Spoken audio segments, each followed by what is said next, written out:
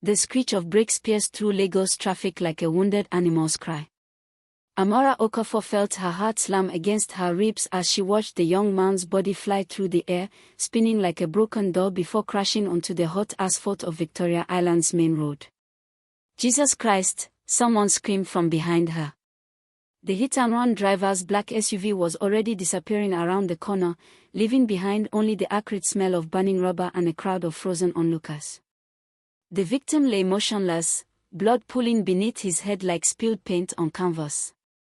Amara's nursing instincts kicked in before her brain could process the danger.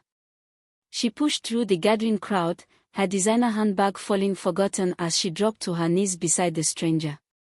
His face was young, maybe 25, with tribal marks on his cheeks and wearing the simple clothes of a market trader. "Someone call an ambulance," she shouted, pressing her silk scarf against his bleeding head wound. Her cream-colored dress was already stained crimson, but she didn't care. "Sister, you shouldn't," an elderly man warned, but Amara ignored him. She checked the young man's pulse with steady fingers. Weak but present. His breathing was shallow, and she could see internal injuries from the way his body lay twisted. "What's your name?" she whispered, though he couldn't hear her. His wallet had scattered its contents across the road, a few crumpled naira notes, a faded photo of an elderly woman, and an ID card. Kemi Adeleke, age 24.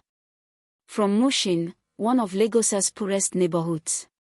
The ambulance arrived 15 minutes later, 15 minutes where Amara held this stranger's life in her hands, applying pressure to his wounds, keeping his airway clear, whispering prayers in Igbo while traffic roared around them like an indifferent river. "Are you family?" the paramedic asked as they loaded Kemi onto a stretcher. "No, but I'm going with him." Amara's voice brooked no argument. She was Dr. Amara Okafor, head of pediatrics at Lagos University Teaching Hospital. She had authority, and she wasn't afraid to use it. "Madam, this boy is from Mushin," the paramedic said quietly, meaning, "He's poor, he's not your problem, why risk getting involved?" But Amara had already climbed into the ambulance. As it sped toward the hospital, sirens wailing, she held Kemi's hand and made a promise that would destroy her carefully constructed life: "I won't let you die alone." She didn't know that someone in the crowd had filmed everything. She didn't know that by tomorrow, her face would be splashed across social media with captions like, "Rich woman saves poor boy, but why?" She didn't know that her act of mercy would be twisted into something ugly, something that would cost her everything she'd worked for. All she knew was that this young man's life mattered, even if nobody else seemed to think so. The ambulance raced through Lagos traffic, weaving between downfall buses and motorcycles, while Amara whispered prayers and tried to stop thinking about the blood under her fingernails. This was just the beginning. The Okafor family compound in Ikoyi buzzed with its usual evening activity. Amara's mother, Mama Adis, supervised the house help while CNN played on the large-screen television. The scent of jollof rice and fried plantains drifted from the kitchen, mixing with the expensive perfumes of Lagos's elite who often visited their home. Amara sat in her father's study, still wearing her blood-stained dress, staring at her phone. 23 missed calls. 12 text messages. The hospital had stabilized Kemi, but he remained in critical condition. "Amara." Her mother's voice cut through her thoughts. "What is this madness I'm hearing?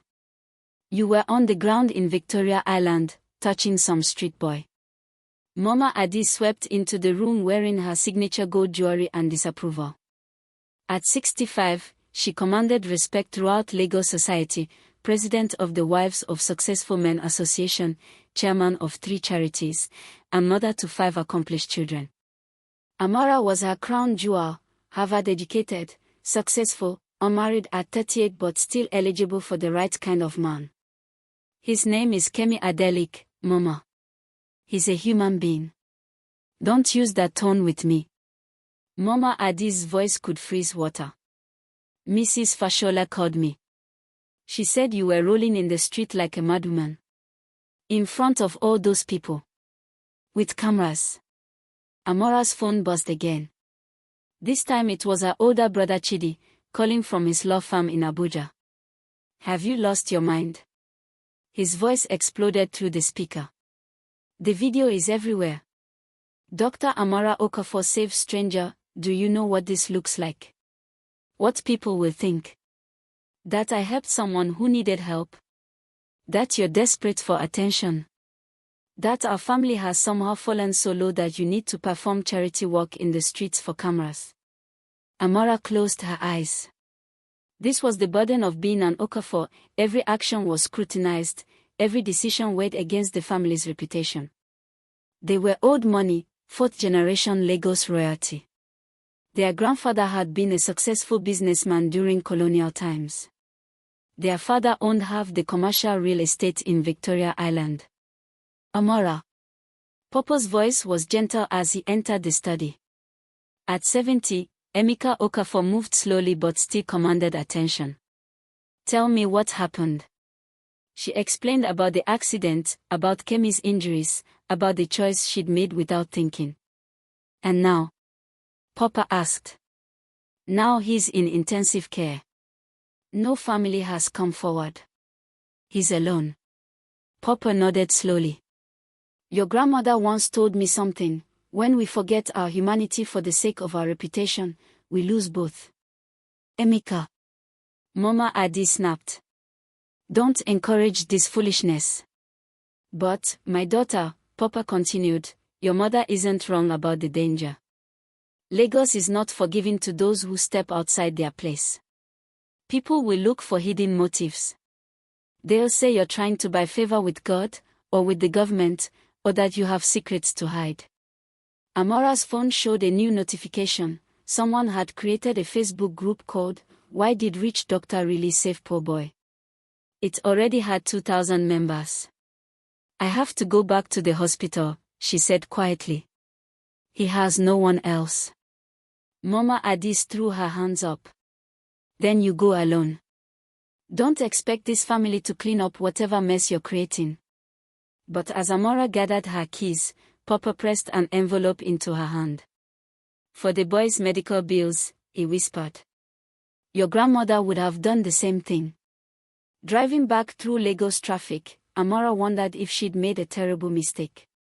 The city sprawled around her, millions of people living their separate lives, staying in their separate worlds. Maybe that was safer. Maybe that was smarter. But when she reached the hospital and saw Kemi lying unconscious and alone, she knew she couldn't walk away. Not yet. The intensive care unit at Lagos University Teaching Hospital hummed with the constant rhythm of machines keeping people alive. Amara sat beside Kemi's bed, reading aloud from a newspaper, though she doubted he could hear her. The Minister of Health announced new funding for rural clinics, she read, her voice soft in the sterile room. Maybe when you're better, you can tell me what you think about Dr. Okafor. She looked up to see Dr. Benson Olegok, the hospital's chief administrator, standing in the doorway. His expression was troubled. We need to talk. They walked to his office in silence. Benson was a family friend. He'd gone to university with her brother Chidi, but tonight he looked like a stranger. Amara, I'm going to ask you something, and I need you to be completely honest with me. He closed the door behind them. What's your real relationship with this boy? I told you. I witnessed his accident and helped him. That's all. Because the police were here asking questions. And some journalists. They are saying things. Amara felt ice form in her stomach. What kind of things? Benson pulled out his phone and showed her a blog post. The headline read, Doctor's secret affair with street boy ends in suspicious accident. The article was full of lies and speculation. It suggested that Kemi was her secret lover, that she'd arranged the accident to get rid of him, that her rushing to help was guilt, not compassion. The comment section was a cesspit of assumptions about rich women who used poor men for their own pleasure. This is insane, Amara whispered. It gets worse. Benson showed her another post. Someone claiming to be Kemi's friend says he'd been receiving mysterious phone calls from a woman. Says he was scared. Says he'd been talking about getting money from someone rich. Amara's hands trembled as she read. The lies were so detailed, so convincing. Anonymous sources claiming Kemi had been blackmailing her. Photos of her expensive car parked near Mushi Market, photos that must have been taken weeks ago when she'd visited a clinic there, but now they looked like evidence of secret meetings. You know this is all fabricated, she said. I know you, Amara. But others don't. The hospital board is concerned. There are calls for an investigation. Her phone rang. The caller ID showed her family's lawyer. Don't answer it, Benson advised. Word is spreading. Your family's trying to do damage control, but... Through his office window, Amara could see the hospital parking lot. There were news vans. Reporters with cameras. People holding signs that read "Justice for Kemi" and "Rich Woman's Lies." How did this happen so fast? She asked. Social media. Someone's been feeding information to the blogs. Professional information. They know details about your schedule, your family, your finances. This isn't random gossip, someone's orchestrating this.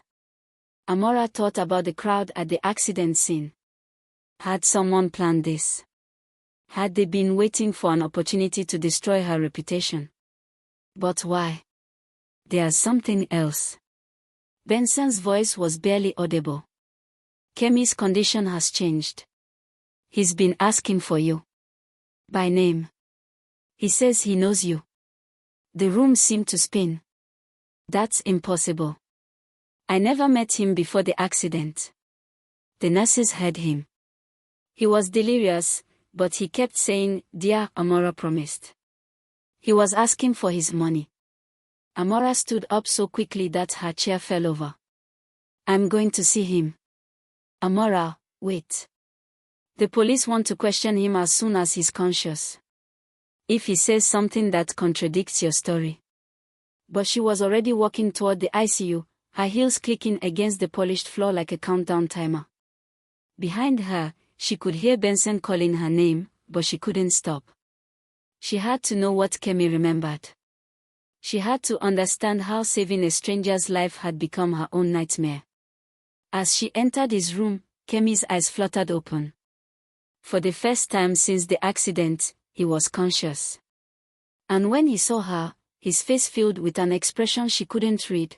Was it fear, or recognition, or something else entirely? Doctor, he whispered, his voice hoarse. You came back. The way he said it made her blood run cold. He spoke as if he'd been expecting her. Kemi's voice was weak but clear in the quiet of the ICU room.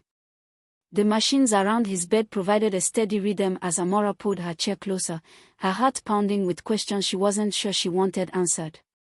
Do we know each other? She asked gently, studying his face for any hint of familiarity. Kemi tried to sit up but winced in pain. His head was still bandaged, and his left arm was in a cast. You don't remember me, do you? Amara shook her head. I'm sorry, I don't. 3 years ago. The free clinic in Mushin. You treated my little sister, Funmi. She had meningitis. The memory hit Amara like a physical blow. She did remember, a tiny girl, maybe 4 years old, burning with fever. Her older brother had carried her for miles to reach the clinic, walking because he couldn't afford transport. Amara had walked for 6 hours straight to stabilize the child, then arranged for her transfer to the main hospital. Funmi, she whispered. Is she? She's alive. She's 7 now, in primary school. Because of you. Tears were streaming down Kemi's face. That day, when you saved her, you told me something. You said, your sister is lucky to have someone who loves her so much. You said family is the most important thing in the world. Amara remembered now. The exhausted young man who'd held his sister's hand through the entire treatment. who'd slept on the hospital floor for 3 days because he wouldn't leave her side. I promised myself that day, Kemi continued, that if I ever got the chance to repay your kindness, I would. But I never thought. I never expected. The accident wasn't your fault, Amara said quickly. No, but what happened after? Kemi closed his eyes. When I woke up and saw you there, covered in my blood, I thought God was giving me that chance. I thought maybe I could finally do something for you. I don't understand. Kemi reached for the water cup with trembling hands. The reporters came this morning. They asked me questions about you. They said you were in trouble because of me. They offered me money to say things about you. Bad things. Amara's blood chilled. What kind of things? They wanted me to say we were lovers. That you were paying me to keep quiet about something. They had photos, pictures of your car near my neighborhood, pictures of you at the clinic where we met. They said they could make it look like we'd been meeting in secret. Did you tell them the truth? I tried to. But they said nobody would believe a poor boy from Mushin over a rich doctor. They said if I didn't cooperate, they'd make sure I was blamed for something. They'd plant drugs in my room, or say I'd been stealing from the hospital. Amara felt sick. Who were they? What news organization? They weren't from any newspaper. They were well-dressed, spoke English like university people. The woman, she knew things about your family. About your mother's charity work. About your brother's law firm. She said your family had enemies who were looking for a way to hurt you. The pieces were starting to make a horrible kind of sense. Someone had been waiting for an opportunity to destroy her reputation, and her act of kindness had given them the perfect weapon. Kemi, what did you tell them? Nothing. I pretended to be more hurt than I was. But they said they'd be back. They said next time, they wouldn't ask so nicely. Amara stood up, pacing to the window. Outside, she could see the protests growing larger. More signs, more angry voices. Someone had organized this quickly and efficiently. There's something else, Kemi said quietly. The woman, before she left, she said something strange. She said, your doctor friend thinks she can play with people's lives without consequences. She's about to learn different. She said my name. No. But she knew who you were. She knew about the accident before it was even on the news. Amara turned back to Kemi, studying his young face. He was risking everything by telling her this. If the wrong people found out he'd warned her, they could destroy him, or worse. Why are you telling me this? She asked. Because 3 years ago, you saved my sister without asking for anything in return. Because you treated us like human beings when everyone else saw us as problems. Because. He paused, struggling with the words. Because I know what good people look like, and I know what evil people look like. And I won't let evil people hurt good people, even if it cost me everything. Amara felt tears in her eyes. This young man, lying broken in a hospital bed, was willing to protect her from forces he couldn't even fully understand. We need to be very careful, she said. If they are willing to threaten you, they are capable of much worse. But even as she said it, Amara realized they were already too late. Through the window, she could see a news van pulling up to the hospital's main entrance. The real battle was just beginning. The attack came at dawn. Amara's phone buzzed incessantly as she sat in her kitchen, still wearing yesterday's clothes, staring at her untouched coffee. The headlines on social media grew more vicious by the hour. Doctor's lover speaks out, she promised me money for silence. Hospital insider, we all knew about her secret life. Okafor family scandal, how much did they pay to cover this up? Each story was more detailed than the last, filled with quotes from anonymous sources who seemed to know intimate details about her life. They knew about her college boyfriend in Boston. They knew about the time she'd been hospitalized for exhaustion 2 years ago. They knew things that only family or close friends should know. Her phone rang. It was her sister Ngozi, calling from London. Amara, what is happening? My colleagues are sending me these terrible articles. They are lies, Ngozi. All of it. But how do they know about David? About your breakdown after Papa's heart attack? These aren't things strangers would know. Amara felt the walls closing in. Someone close to her was feeding information to her enemies. Someone who knew her secrets, her vulnerabilities, her family's business. The doorbell rang, followed by aggressive knocking. Through the security camera, she could see reporters crowding her gate, their cameras ready. Her mother's voice carried from upstairs. She was on the phone with someone, speaking in hushed, urgent tones. I have to go, Amara told her sister. But as she hung up, she heard something that made her freeze. Her mother's voice, slightly louder now, I told you this would happen. I warned you she was becoming unstable.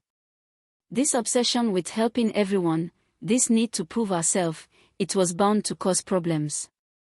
Amara crept up the stairs, her heart pounding. Her mother's door was slightly ajar. No, I don't think she's involved with the boy romantically, Mama Addis continued. But she's always been impulsive. Always putting herself in situations that reflect poorly on the family. Remember the incident with the patient's family last year? She gave them money when they threatened to sue. She has a pattern of poor judgment. Amara's word tilted. Her mother was talking to someone about her private business, sharing family secrets with an outsider. Yes, I understand the family's reputation must be protected, her mother continued.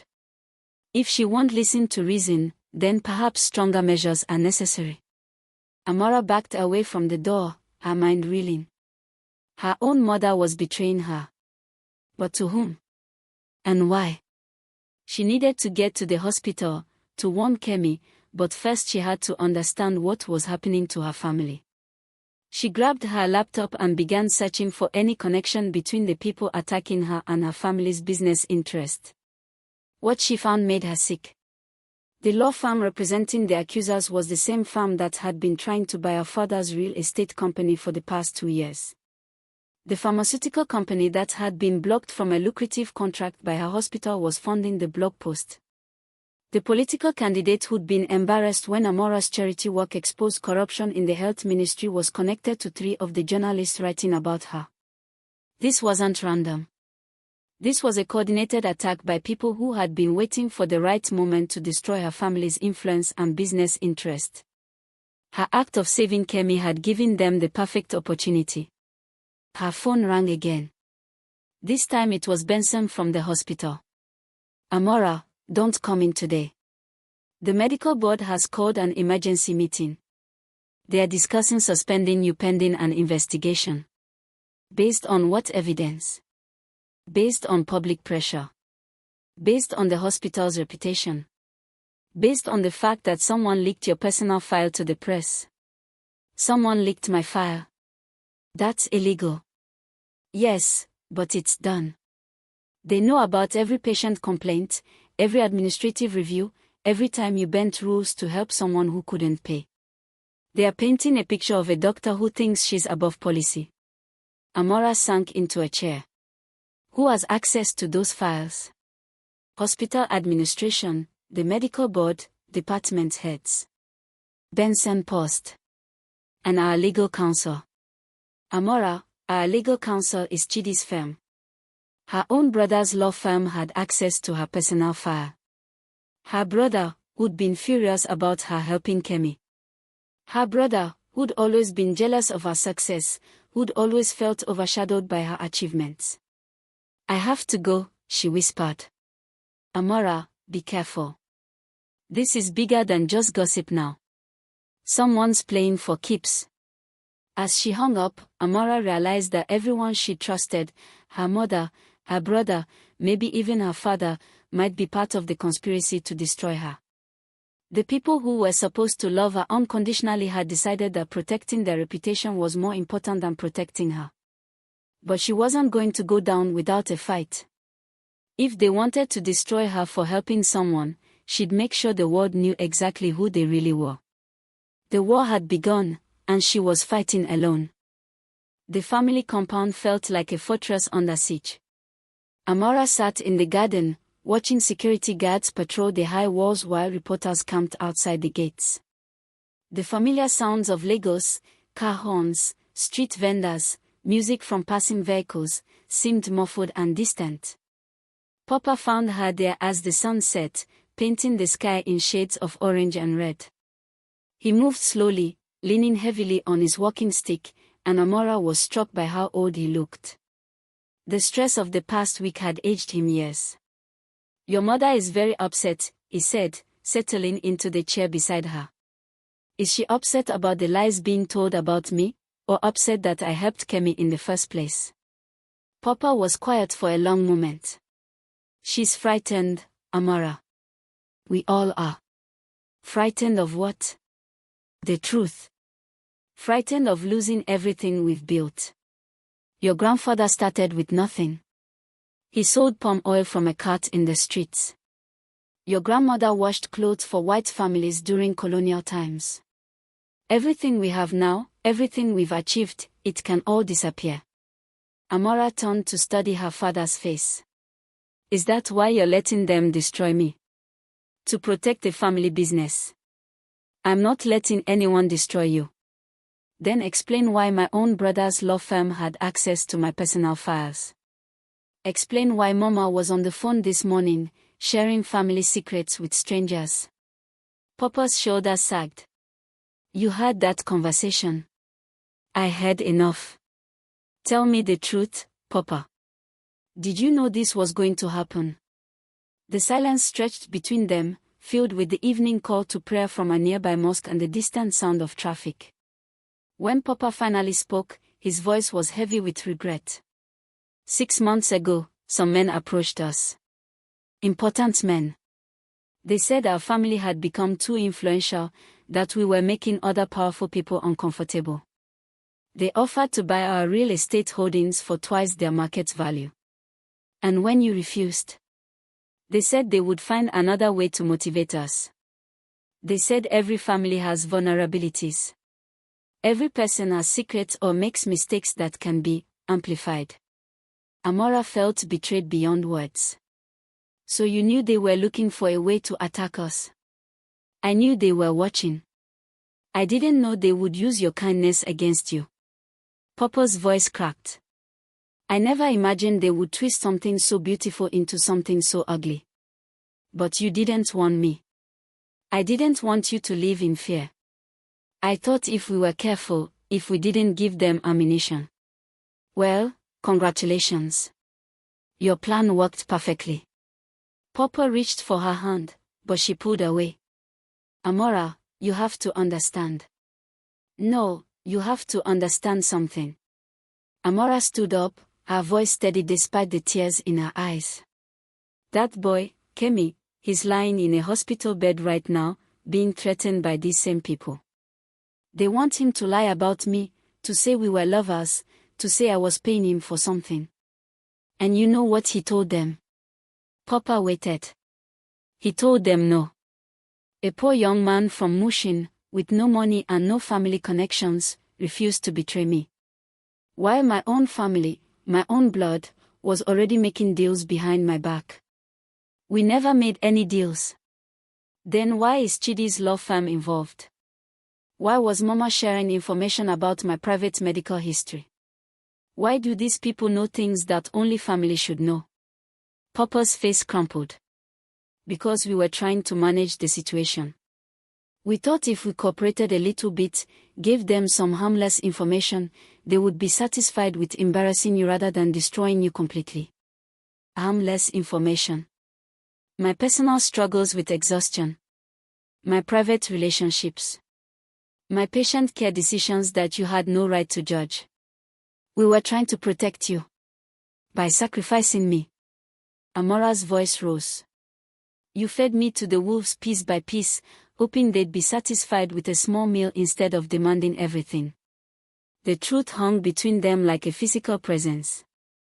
Her family hadn't been victims of the attack, they'd been collaborators, trying to minimize their own losses by controlling how much of her they were willing to sacrifice. "What happens now?" she asked quietly. "Now we try to salvage what we can. The hospital board meeting is tomorrow. If you apologize publicly, admit to some poor judgment, distance yourself from this boy, maybe." "Maybe what?"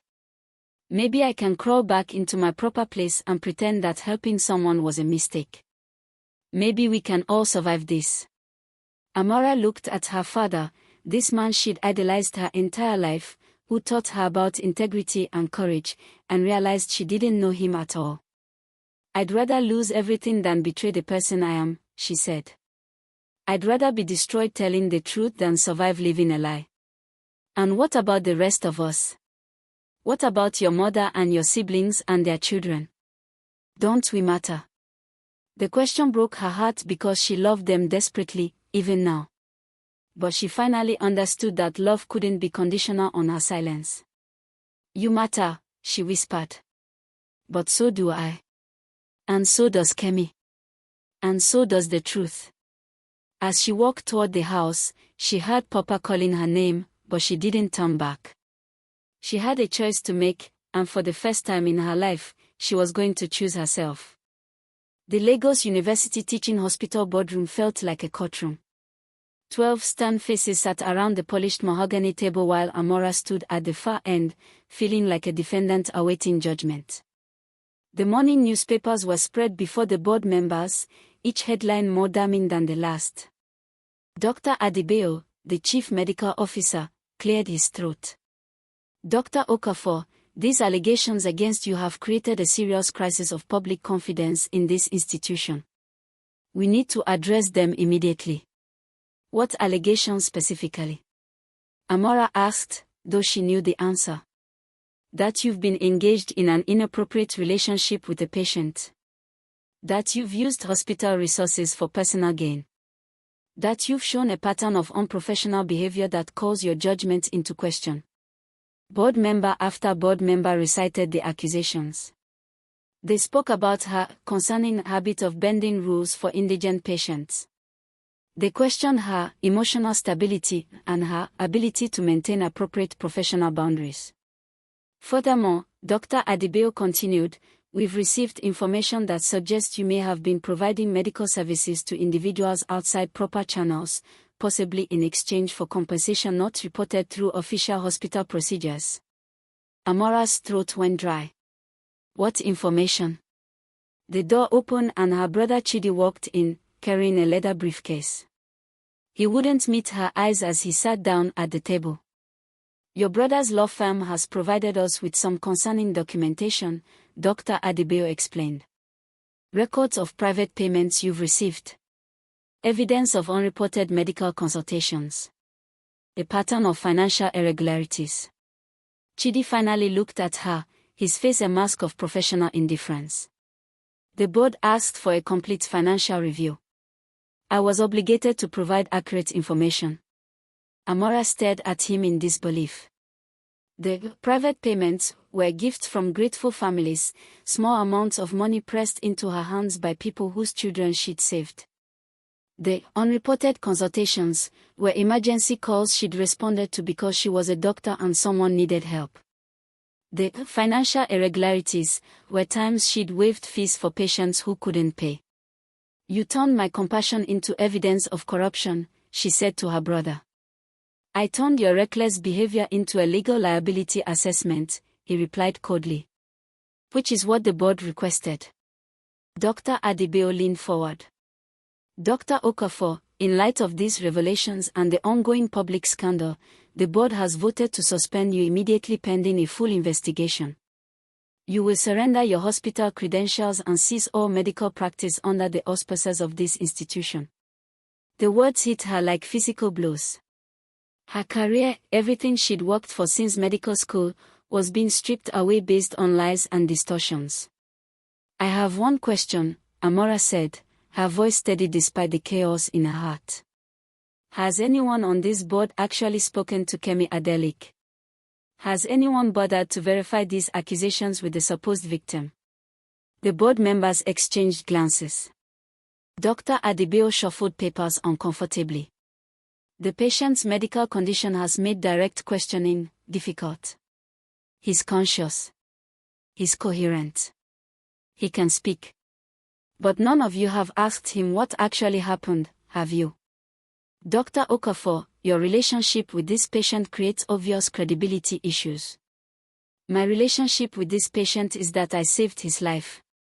That's what doctors do. That's what we are supposed to do. She turned to address the entire room. Kemi Adeleke has no money. No connections. No power. The only reason any of you know his name is because I pulled him out of his own blood on Victoria Island. And now you're using my act of mercy as evidence of my corruption. Dr. Okafor, you're being emotional. I'm being human. Her voice rose. I'm being everything this hospital claims to stand for. We take an oath to first do no harm. But what about the harm we do when we ignore suffering because it's inconvenient? What about the harm we do when we let people die because they can't afford our help? The room was silent except for the air conditioning and the distant sounds of the hospital continuing its work, patients being treated, lives being saved, the real purpose of everything they claim to represent. I won't apologize for helping someone, Amara continued. I won't pretend that saving Kemi's life was a mistake. And I won't let you turn my integrity into your scapegoat. She pulled her hospital ID card from around her neck and placed it on the table. You can suspend me. You can destroy my career. But you can't make me ashamed of doing what was right. As she walked toward the door, Dr. Adebayo called after her.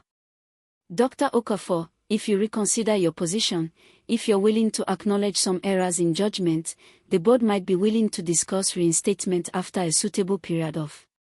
No, Amara said without turning around. Some things are more important than career security. She walked out of the hospital where she'd worked for 8 years, past the nurses who'd respected her, past the residents she'd mentored, past the patients who trusted her. In the parking lot, reporters swarmed like locusts, shouting questions and thrusting microphones toward her face.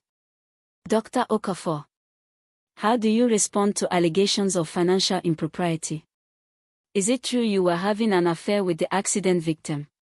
What do you say to people who think you staged this rescue for publicity? Amara stopped walking and turned to face the cameras. She thought about Kemi lying in his hospital bed, still fighting for his life. She thought about her family's betrayal. She thought about the board members who just destroyed her career to protect their own reputations. I have something to say, she announced. The crowd quieted, cameras focused, and Amara prepared to tell the truth, regardless of the consequences. The hospital parking lot fell silent as cameras focused on Amara's face.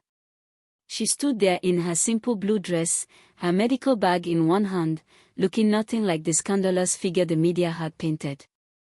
Behind her, the hospital rose into the Lagos sky, the place where she dedicated her adult life to healing. My name is Dr. Amara Okafor, she began, her voice clear and steady. 6 days ago, I witnessed a hit-and-run accident on Victoria Island. A young man named Kemi Adeleke was struck by a vehicle and left to die in the street. I did what any decent human being should do, I tried to save his life. The reporters leaned forward, sensing something different in her tone. Since then, I've been accused of having a secret relationship with this young man. I've been accused of financial impropriety. I've been accused of staging a rescue for publicity. All of these accusations are lies. She paused, thinking about Kemi in his hospital bed, about the courage it had taken for him to tell her the truth about the threats he'd received. But I want to tell you what's really happening here. Kemi Adeleke and I met once before, 3 years ago, when I treated his 4-year-old sister for meningitis at a free clinic in Motion. I saved her life, and he never forgot that kindness. When he regained consciousness after the accident, he recognized me. And you know what happened then? The crowd waited. People came to his hospital room. Well-dressed people who offered him money to lie about me. They wanted him to say we were lovers. They wanted him to claim I'd been paying him to keep secrets. They threatened him, a young man still recovering from life-threatening injuries, because they needed him to destroy my reputation. Mama's rippled through the crowd of reporters. Kemi Adeleke, a poor market trader from Mushin, refused. He refused to betray the person who'd saved his sister's life, even though cooperating would have made him rich. Even though refusing put him in danger. Amara's voice grew stronger. So let me ask you something, who has more integrity? The poor young man who chose truth over money, or the rich, powerful people who are trying to buy lies? Dr. Okafor, a reporter called out, who are these people who allegedly approached the victim? That's the question you should all be asking. Instead of investigating my character, why don't you investigate who benefits from destroying it? Instead of assuming I'm guilty of helping someone, why don't you ask who's guilty of trying to stop me? She turned toward the cameras, speaking directly to the millions of people who would watch this on television and social media. I am the daughter of Emeka and Adis Okafor. My family has been part of Lagos society for 4 generations. We have wealth, influence, and connections. But none of that matters when you're lying in the street, bleeding, with no one to help you. Her voice became gentle, almost maternal. Kemi Adeleke mattered that day because he was a human being in need. Not because of his social status or his bank account or his family connections. He mattered because his life had value. Are you saying your family was involved in the conspiracy against you? Another reporter asked. Amara hesitated. This was the moment of complete truth, the point where she either protected her family or exposed their role in her destruction. My family was frightened, she said finally. They were pressured by people with enough power to threaten our business interests, our social standing, our security. They made choices based on fear, and I understand that fear. But I won't make choices based on fear anymore. She looked directly into the main camera. To the people who orchestrated this attack on me, you've shown Lagos exactly who you are. You're people who would rather destroy someone for helping than face questions about why help was needed in the first place. To my colleagues at the hospital, you suspended me for bending rules to help patients who couldn't pay. Ask yourself what kind of medical institution punishes compassion. To my family, I love you, but I won't apologize for being who you raised me to be. Papa, you taught me that our humanity matters more than our reputation. I'm finally old enough to understand what that means. She adjusted her bag on her shoulder, preparing to leave. And to Kemi Adeleke, who's probably watching this from his hospital bed, thank you for showing me what courage looks like. Thank you for proving that integrity isn't about how much money you have, it's about who you choose to be when everything is at stake. As she walked toward her car, the reporters shouted questions after her, but she didn't turn back. She'd said everything that needed to be said. Now the world would decide what to believe. But as she drove away from the hospital, Amara realized that for the first time in weeks, she felt free. The truth was finally out there, and whatever happened next, she'd face it as herself, not as the person others wanted her to be. Her phone rang as she navigated Lagos traffic. The caller ID showed Kemi's hospital room. Dr. Amara. His voice was weak but clear. I saw your speech on the television. The nurses are all talking about it. How are you feeling? Scared, he admitted. But proud. Proud to know someone like you. Kemi, I need you to know, after what I said today, they are going to come after both of us harder. Are you prepared for that? There was a long pause.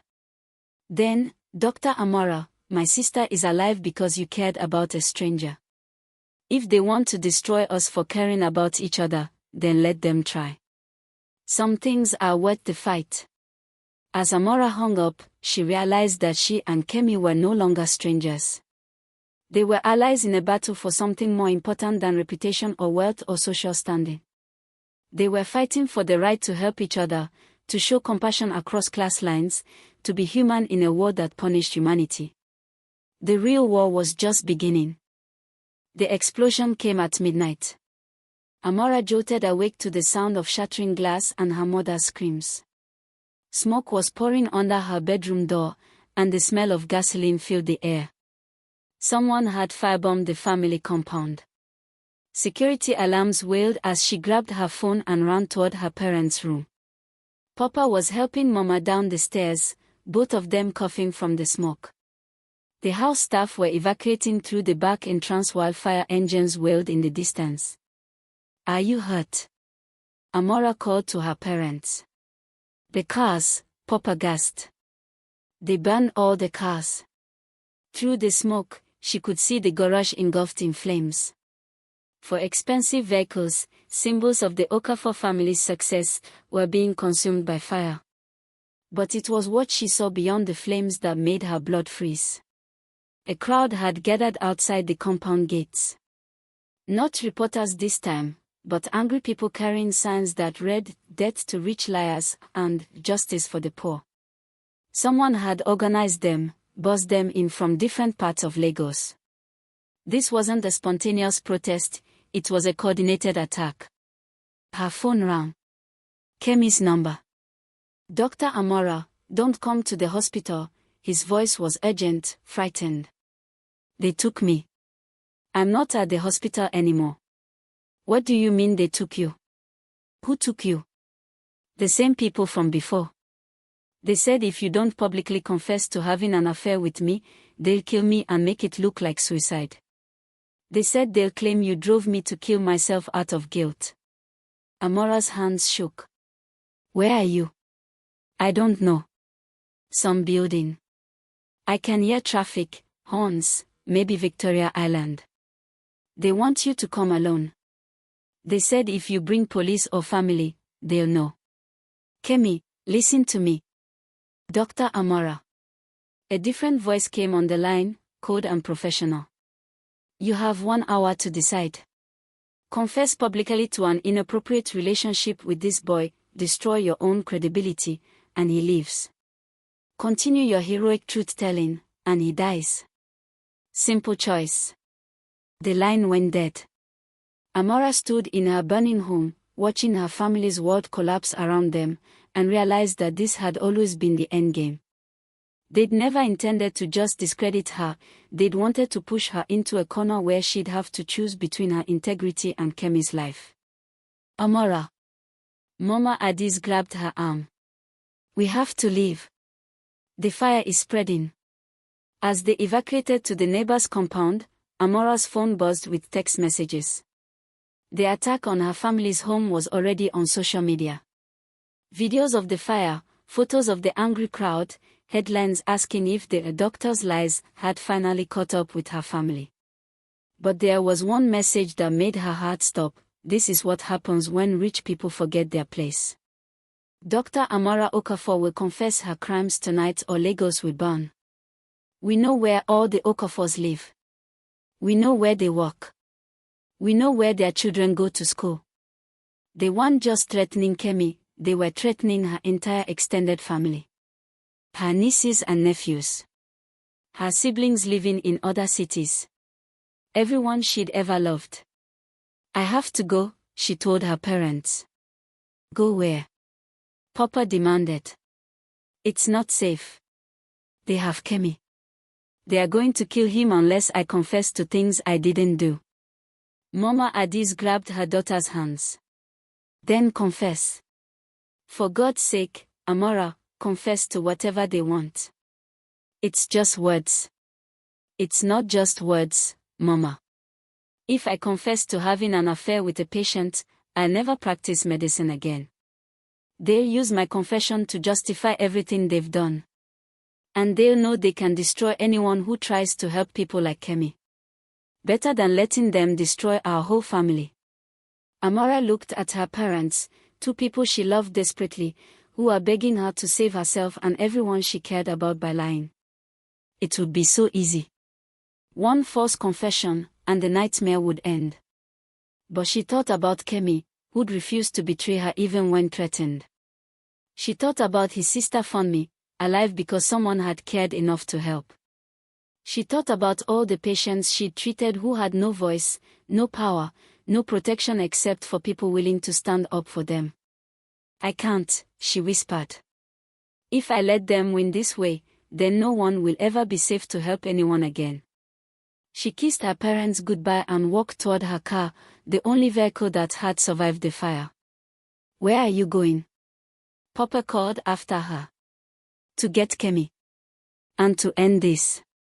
As she drove through the Lagos night, Amara realized that this was her moment of truth. Not the accident 6 days ago, not the hospital board meeting, not even her public statement. This moment, when she chose to risk everything to save someone who'd already risked everything to save her, this was who she really was. She was driving toward what might be her death, but she'd never felt more alive. Her phone rang one more time. The caller ID showed her brother Chidi. "Amara, they called me too. They want the family to publicly disown you, to say we believe the accusations. If we do that, they'll let you and the boy live. And if we don't, then they burn down everything we've ever built. Starting with you." Amara thought about her family's 4 generations of success, all of it built on the principle that reputation mattered more than anything else. All of it about to be destroyed because she'd chosen to help a stranger. "Tell them no," she said. "Amara. Tell them the Okafor family doesn't negotiate with people who threaten innocent lives. Tell them we'd rather lose everything than lose ourselves." She hung up and drove toward Victoria Island, toward whatever trap was waiting for her. But she wasn't going alone. She was carrying the courage of a young man who'd refused to betray her, the wisdom of her grandmother who'd valued humanity over reputation, and the strength of knowing that some things were worth dying for. The final confrontation was waiting, and she was ready. The abandoned office building on Victoria Island stood dark against the Lagos skyline. Amara parked her car across the street and studied the structure, looking for signs of the people who had taken Kemi. The 23rd floor showed a single light in what had once been a luxury corporate suite. Her phone buzzed with a text, "Come alone. Floor 23. No tricks." As she entered the building, Amara thought about the journey that had brought her here. 1 week ago, she'd been a successful doctor with a comfortable life and a respected family name. Now she was walking into a trap to save a young man she'd barely known existed 7 days earlier. The elevator climbed slowly, giving her time to think. If she died tonight, what would her life have meant? What would people remember about Dr. Amara Okafor? She hoped they'd remember that she'd chosen love over fear. The elevator doors opened onto a scene that looked like something from a movie. Kemi sat tied to a chair in the center of the room, his hospital gown replaced with simple clothes. He looked pale but alert. Around the edges of the room, she could see several figures in expensive suits, the architects of her destruction. "Dr. Okafor." The voice belonged to a woman in her 50s, elegantly dressed, with the kind of confidence that came from wielding power. "Thank you for coming. Let him go. This is between us. Actually, this was never about you personally. You just made yourself a very convenient symbol." The woman gestured to the floor-to-ceiling windows that looked out over Lagos. The city sprawled in all directions, millions of people living their lives, most of them unaware of the drama playing out in this room. "Do you know what your real crime was, doctor? It wasn't helping this boy. It was making it look easy. Making it look like anyone could cross class lines, like rich people could actually care about poor people without ulterior motives." Amara moved slowly toward Kemi, her hands visible. "And that threatens you how?" "It threatens the natural order. It makes people ask uncomfortable questions. If Dr. Amara Okafor can save a stranger's life without expecting anything in return, why aren't other wealthy people doing the same thing? Why aren't companies paying living wages? Why aren't politicians actually serving the people who elect them?" The truth was finally clear. This had never been about punishing Amara for helping Kemi, it had been about preventing her example from inspiring others. You turned my act of compassion into a threat to your system of exploitation. We turned your naive gesture into a lesson about the consequences of stepping outside your assigned role. Kemi spoke for the first time since she'd entered the room. Dr. Amara, don't listen to her. They've been planning this for months. They have files on dozens of people, anyone who might inspire others to care across class lines. The woman smiled coldly. The boy is quite perceptive. Yes, Dr. Okafor, you're not our only target. Just our most visible one.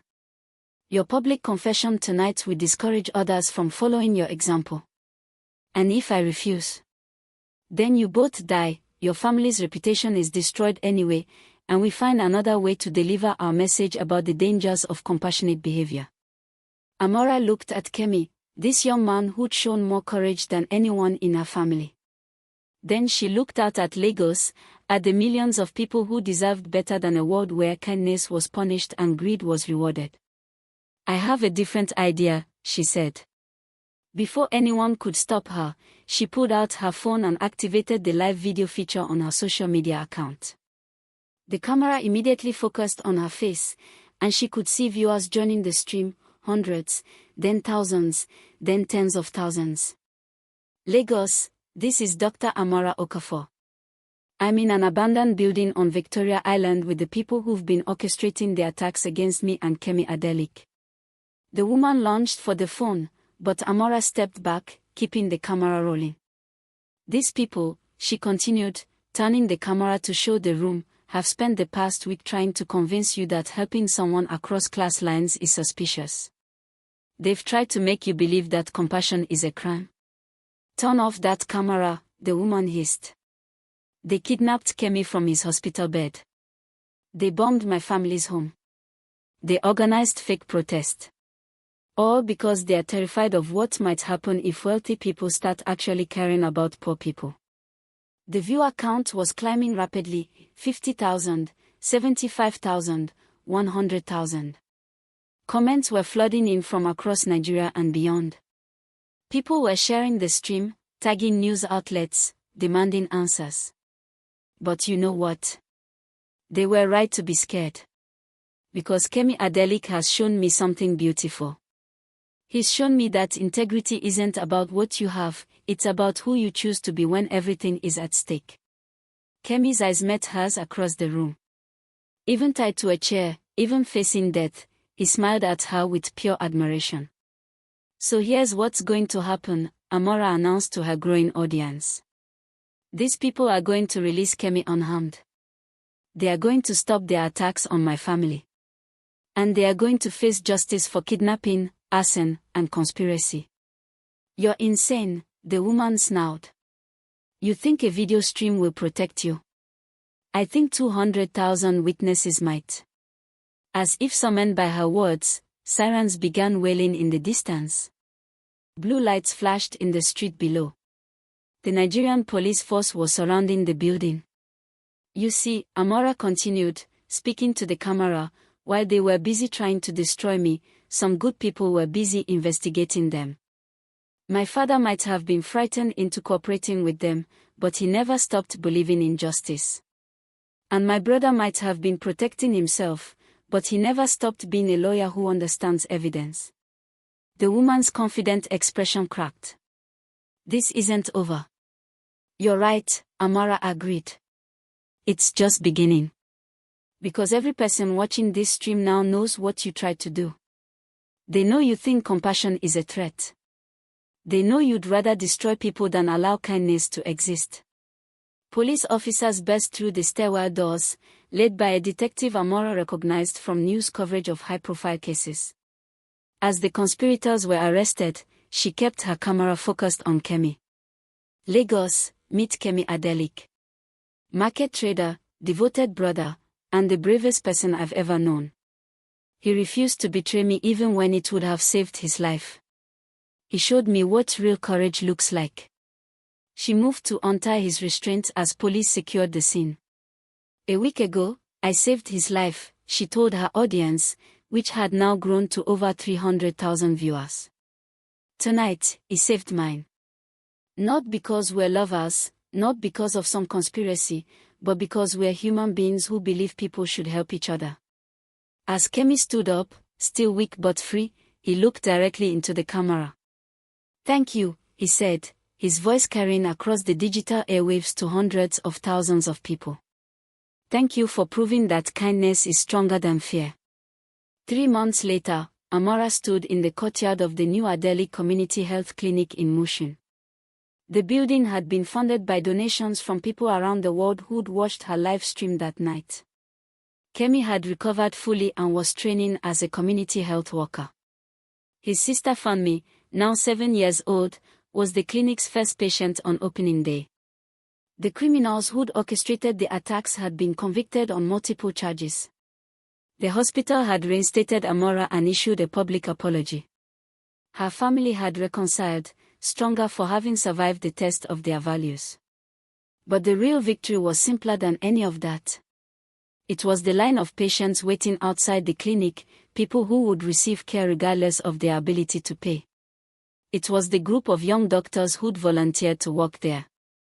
It was proof that sometimes, when you risk everything to do what's right, you don't lose everything, you gain everything that truly matters. As Amara watched Kemi gently examine a child with a fever, she smiled at the thought that this all began with a stranger's accident and a split-second decision to help. Sometimes the smallest acts of courage created the biggest changes. Sometimes risking everything to save a stranger was exactly what the world needed.